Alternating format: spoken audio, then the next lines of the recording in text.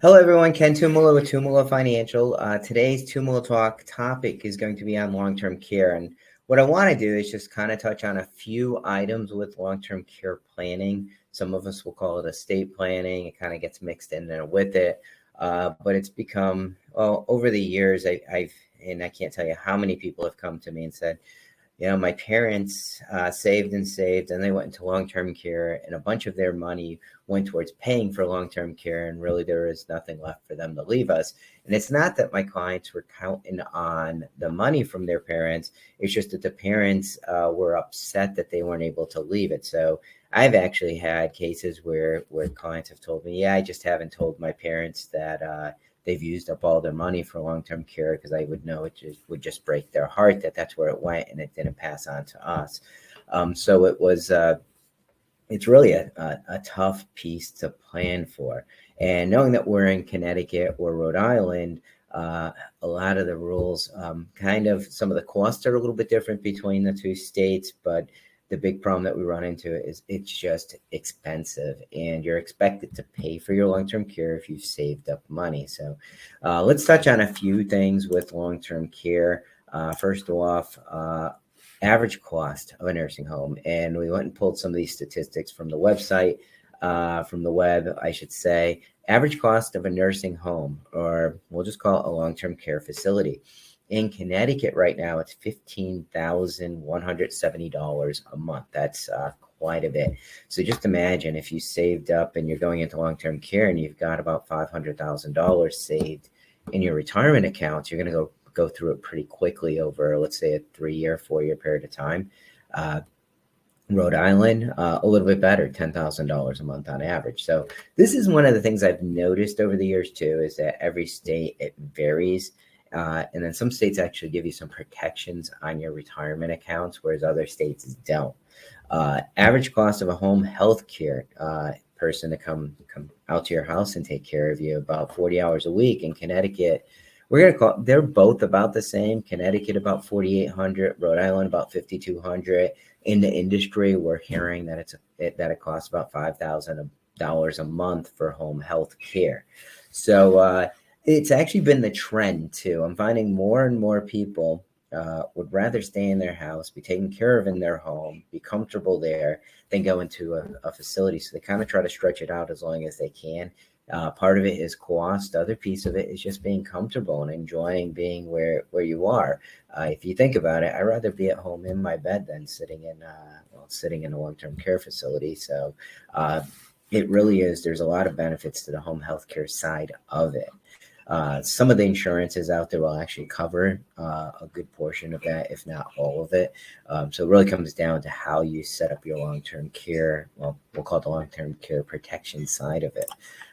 It leads us right into some of these insurance options to talk about. Now, some of us have saved real well, and you can pretty much self-fund long-term care that way. But part of the thing is if you end up needing long-term care, a bunch of the money goes out for that long-term care piece of it, and then, well, that money's not there for beneficiaries. So one of the cheaper, I shouldn't call it cheaper, one of the lower cost ways of doing it, if you're going to go the insurance route, is just go out there and buy let's say a whole life insurance policy or a universal life insurance policy with none of those long-term care riders on it. So just a plain old life insurance policy. But the idea behind it would be you saved enough to cover your long-term care needs in the future. So you end up, when you're 90, 95, you need long-term care, you're paying it out of your accounts. And then when you pass away, what happens is the life insurance refills the bucket.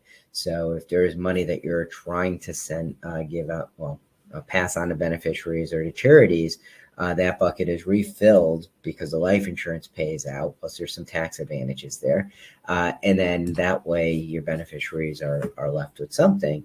And it's one of the lowest cost ways of doing it that I can find if you want to make back pretty much everything on the insurance side of it. There's always math involved, and that's why I want to caution you with these insurance options. They are costly. A lot of times what we want to do is do an analysis, kind of figure out, okay, what's the premium going to be? over a number of years, and then what's the benefit to you, because it has to give you an advantage. You have to get something out of it. Either your beneficiaries need to get something back, so it comes back into your estate, think of it that way, or if you end up in long-term care, you want it to cover more than you paid in. So a little analysis, figuring out, do the numbers make sense? Is it worth it for you to even consider these options? Another option out there is the traditional long-term care insurance, and I've always, for those of you that I've talked in the past, I almost view that as almost like car insurance. That's the only way I could explain it. You pay and pay and pay, and you hope you never need it, but you paid all that.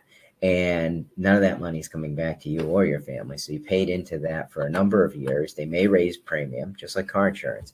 Car insurance, the premium can go up over a number of years. So I almost would call the traditional long-term care policies, they're set up like car insurance. But they do tend to pay more than the other plans, cover a little bit more. So there are benefits to them, but there's not as many insurance carriers actually out there selling these plans anymore. They've kind of slowly disappeared. And part of the reason why they've slowly disappeared is all of a sudden now we've got this, what they call the hybrid. It's really a long-term care rider, okay, which is sitting on life insurance. So it's a long-term care rider that's on life insurance. The plus to this, you know what you're paying into it over a number of years. So your premium is fixed. You know what they're going to pay out to you. All right, so then you can build the math around it. You can also do the math they can't raise the premiums.